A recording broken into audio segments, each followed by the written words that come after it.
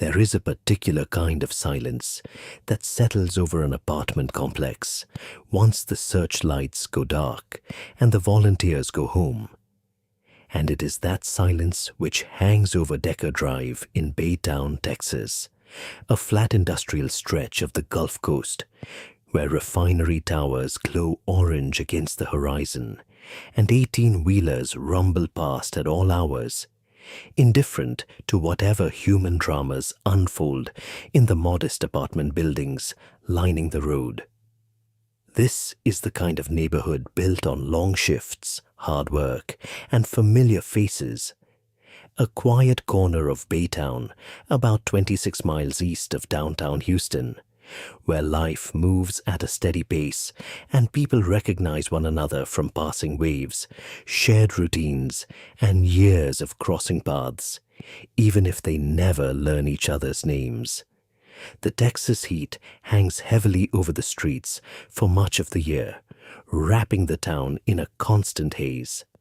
And on the evening of April 21st, 2024, beneath that familiar sky, 29-year-old Kalie Goodwin was seen for what investigators believe would be the last time. After that moment, she seemed to disappear without a trace. The story does not begin with sirens or with panic. It begins, as so many of these cases do, in the quiet hours before anyone realizes something has gone wrong.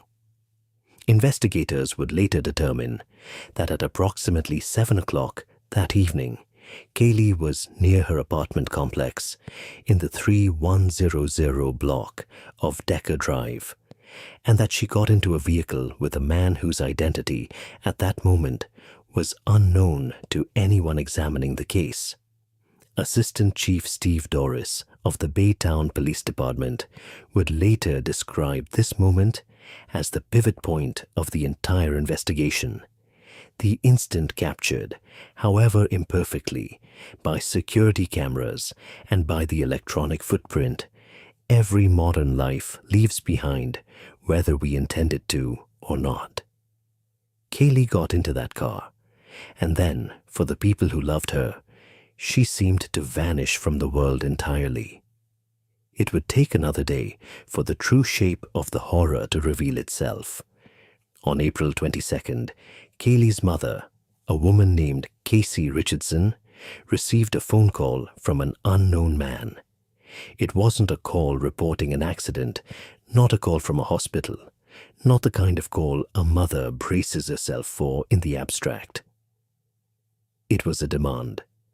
The caller told her he wanted money, and he directed her to a Cash App account where she could send it, an amount initially reported at $600, a strangely small sum for what was unfolding, a number so modest it almost defies the gravity of what it represented. And in the background of that call, according to what Richardson would later describe to investigators and to reporters, she could hear her daughter. Kalie was crying. She said she had been hurt. She told her mother in words that would come to define the emotional core of this entire case, that her face was disfigured from what had been done to her. It is the kind of detail that transforms an investigation from a missing persons report into something far more urgent, because a ransom call implies, at minimum, that someone believes the victim's return has value, that a transaction is possible, that this is not yet, or was not yet, a case of a body needing to be found. Baytown police opened their investigation immediately. But what makes this case distinct from so many others that fade into cold case files is the digital architecture underlying it. This was not a disappearance to be solved through witness canvassing alone, though that mattered too.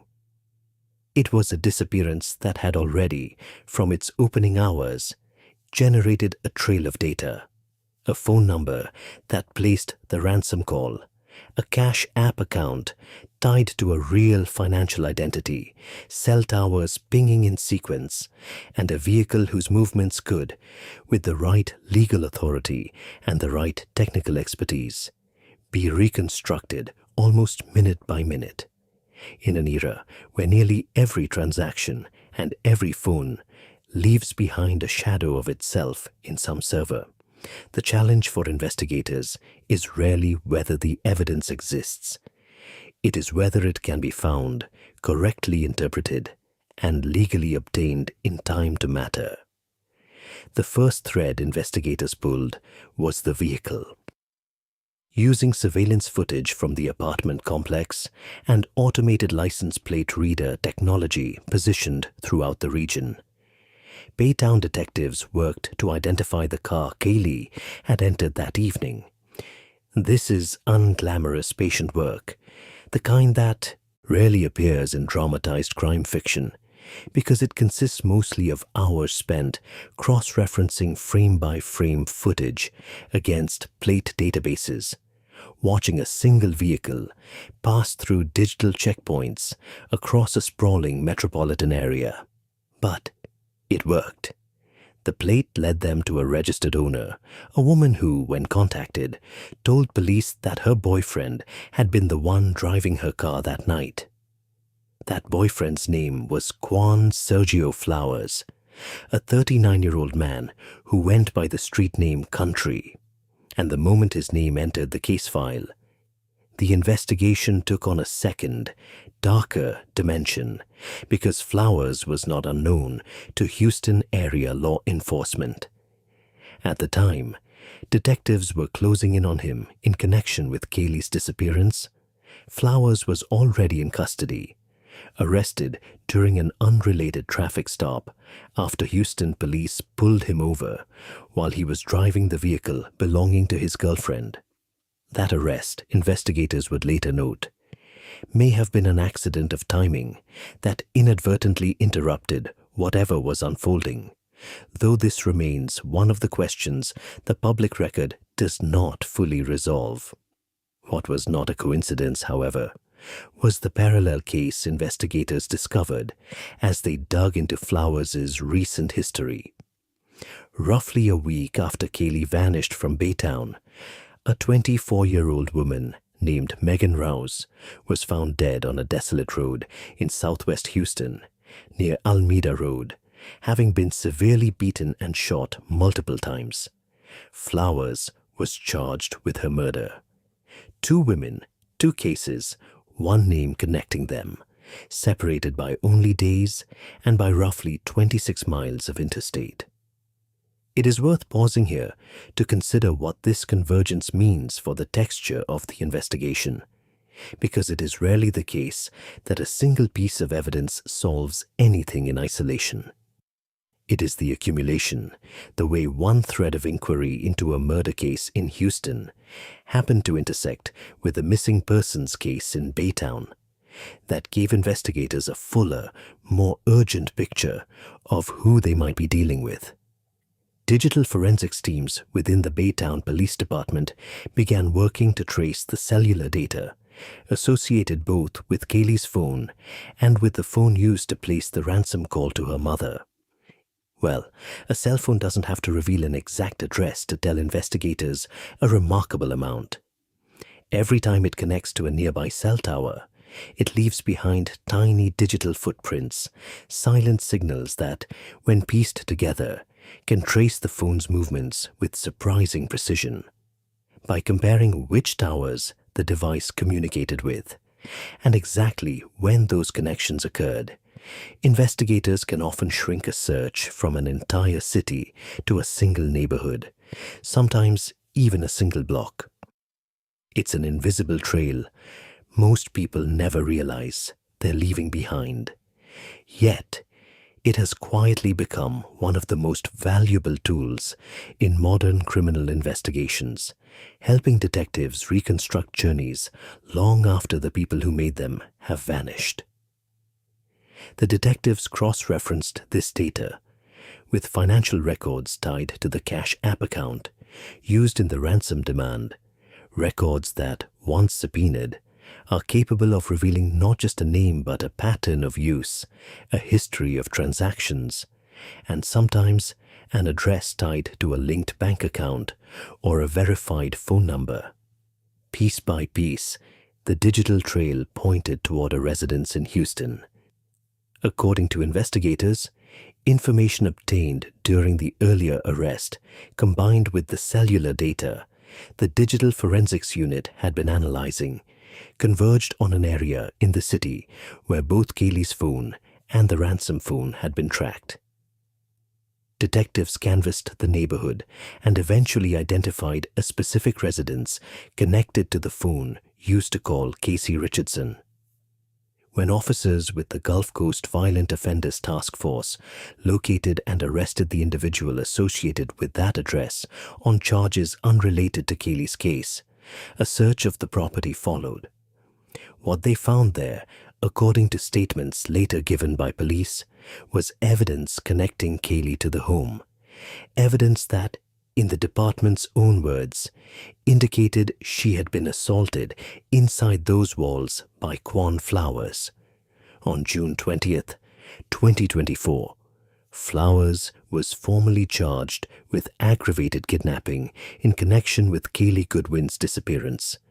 It was, and remains, a charge built almost entirely on the architecture of digital evidence, cell phone records that placed devices in specific locations at specific times, financial transactions that connected a demand for money to a verifiable account, and, through that account, to a verifiable person, and physical evidence recovered from a residence that the data itself had led investigators toward. Assistant Chief Doris would later describe the case as one that unfolded through the patient assembly of a timeline, each data point compared against the next, until a narrative solid enough to support felony charges began to emerge from what had initially been a fog of uncertainty. And yet, for all that certainty on paper, one essential fact has remained stubbornly, painfully unresolved. Kalie Goodwin has never been found, not that week, not that month, not in the months that followed, as her mother continued to appear before local news cameras, pleading with anyone who might know something to come forward, reminding the public as the 4th of July approached that year, that while other families gathered to celebrate, hers remained suspended in the unbearable space between hope and certainty. "We want to bring her home," Richardson said, a plea that would be repeated in one form or another across the following 2 years, as the investigation continued without the one piece of evidence that could bring it to a close. The case did not go cold, exactly, but it did settle into the slower rhythm that characterizes so many unresolved disappearances, periods of quiet, punctuated by sudden developments. Search efforts involving Texas EquuSearch, a volunteer organization with long experience combing difficult terrain for missing persons, extended into areas of South Houston connected to the case, including the Hiram Clark neighborhood and a stretch near Tidewater Drive, not far from where Megan Rouse's body had been discovered. Law enforcement, along with the Precinct 7 Constable's office, was observed at these locations as recently as this past January, more than a year and a half after Kalie was last seen. Evidence that the search for her remains, in the most literal sense, an active and ongoing effort, rather than a case quietly filed away. What makes this story resist easy resolution is not a lack of suspects or a lack of evidence, but the specific and terrible gap between proving what happened to someone and finding where they are. A grand jury does not require a body to indict. It requires evidence sufficient to establish probable cause. And in July of 2026, more than 2 years after Kalie vanished, a Harris County grand jury did exactly that, indicting Quan Flowers on the first-degree felony charge of aggravated kidnapping, alleging that he abducted her without consent on or about April 22, 2024, using and threatening deadly force with a firearm, with the intent either to hold her for ransom or to inflict bodily injury. It is a charge that acknowledges, in its very language, that this began as a case about extraction and coercion, a kidnapping oriented around the demand for money, and it is a charge that stops short, deliberately, of naming what investigators now privately and publicly believe to be true. Because by the time of that indictment, Baytown police had begun to speak of Kalie Goodwin not as a missing woman who might still be found alive, but as a woman they believe is dead. It is a devastating shift in language, one that arrives not through any single discovery, but through the slow accumulation of time itself, through the absence of any sign of her for more than 2 years, through the pattern established by the Rouse case, and through whatever additional evidence investigators have gathered but have not yet made public. Evidence, they say, may yet support the murder charge they have indicated is still pending. One investigator, reflecting on the case, offered a phrase that has stayed with those following the story: that Kalie Goodwin no longer has a voice of her own in this process, that everything the public now knows about her final hours has had to be reconstructed by other people, through other people's phones, other people's financial accounts, other people's fragmented memories of a woman getting into a car on a spring evening on Decker Drive. This is, in the end, what makes the case so emblematic of a particular modern anxiety: the recognition that our lives now leave behind a kind of parallel record, one made of towers and timestamps and transaction histories, a record that can, in the right hands, reconstruct a timeline with startling precision, and yet cannot on its own answer the one question that matters most to a mother waiting by her phone. Where is she? The Cash App account led to a vehicle. The vehicle led to a name. The name led to a residence, and the residence yielded evidence of violence. Every step of that chain has been documented, argued before a grand jury, and translated into a felony indictment carrying the possibility of decades in prison. And still, at the center of all that documented certainty, there remains an unmarked absence: a woman whose last confirmed moment of existence, captured on grainy surveillance footage outside an apartment complex, has never been followed by another.